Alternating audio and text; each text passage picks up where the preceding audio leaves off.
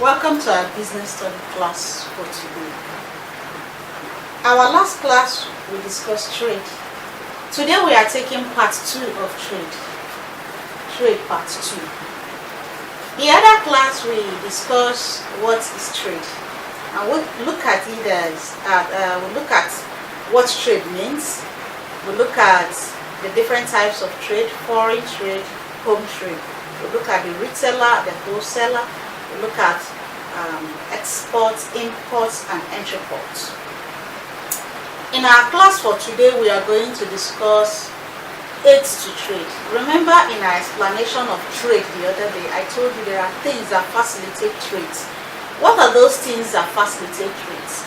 Those are the things we term as aids to trade. And what are these aids to trade? That is what the class for today will concentrate. This is a pictorial illustration telling us aids to trade. It's going to teach us the various aspects that aids trade.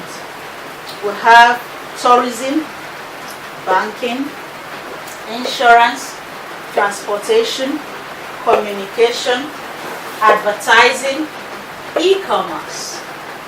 All these are aids to trade. There are things that facilitate trade. There are things that aid. The house our products. They are stores that house our products. They are large routes built to house our products. From our production point, goods are taken to this warehouse to the house, pending where wholesalers or our goods get to final consumers. They are taken from the point of wearing it, as in housing it, to where it will be bought. And so without the warehouse, products cannot be stored pending when it goes out. Tourism. We have tourist attraction. This tourist attraction attracts people from outside and inside our country. And when this individual comes to this tourist center, they buy products, they take our services. And so by the time we give our services, sell our products, it increases our production rate and it brings in money to the organization. Even the services we render will multiply. Banking. When you hear the word banking, you talk of money. Money exchange hands. In business, you give and take. You give him money to receive products, you give him products to receive money.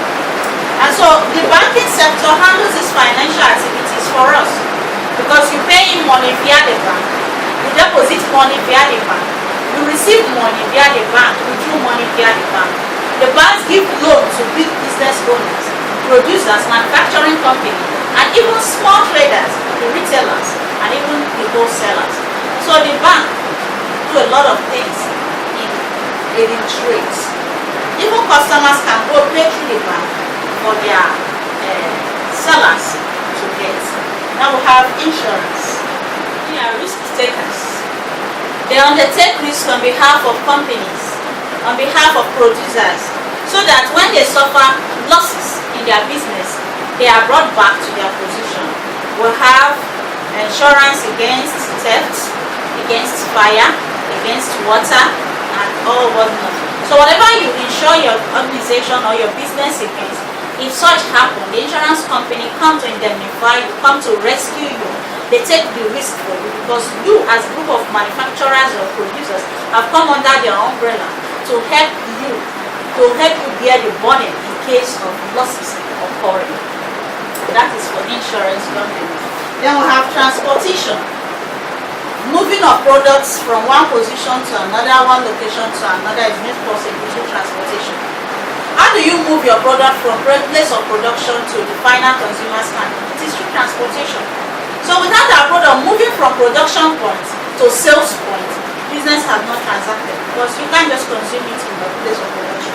So transportation made possible for our products to get to the final consumers via air, road, sea, transportation, whichever means of transportation you can think of handling. Now we go to communication.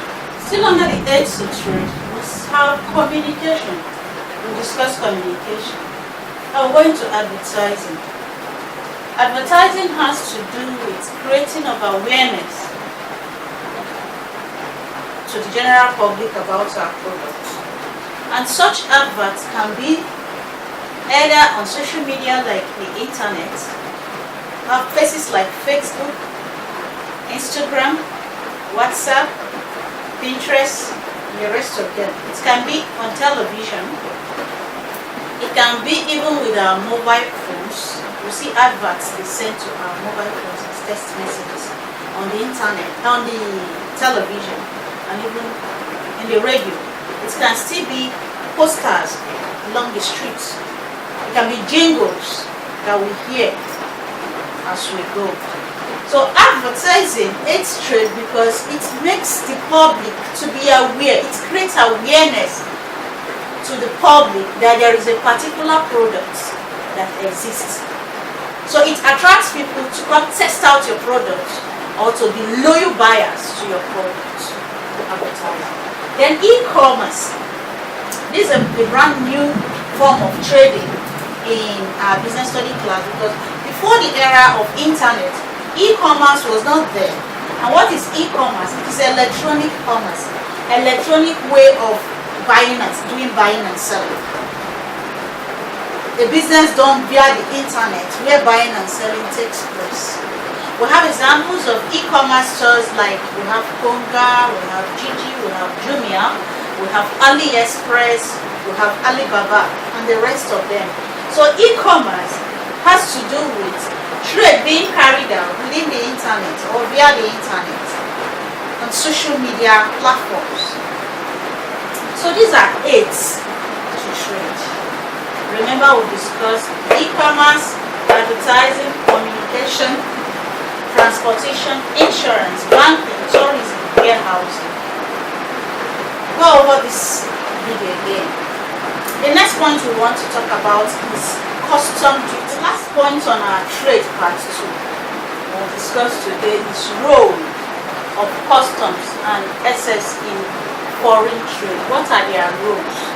What are the roles of customs and other officials in foreign trade? One is to collect taxes for goods that are imported into the country and goods going out of the country. Under government regulation, these goods are supposed to be taxed. And so the custom officers or the custom officials, they tax these products, and these taxes are in accordance with government regulation or government state standard. The second one is that they generate revenue for the government. The number one above, the taxes collected are paid into government funds.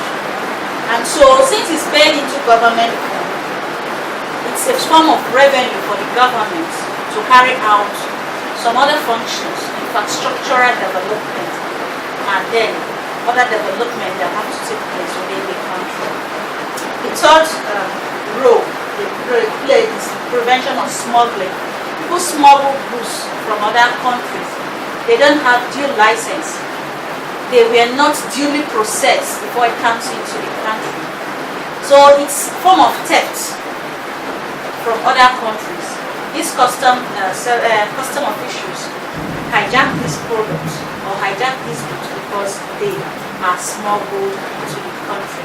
And this smuggling kind of thing might be goods that the country have banned. They have to come to the rescue and take them off the market.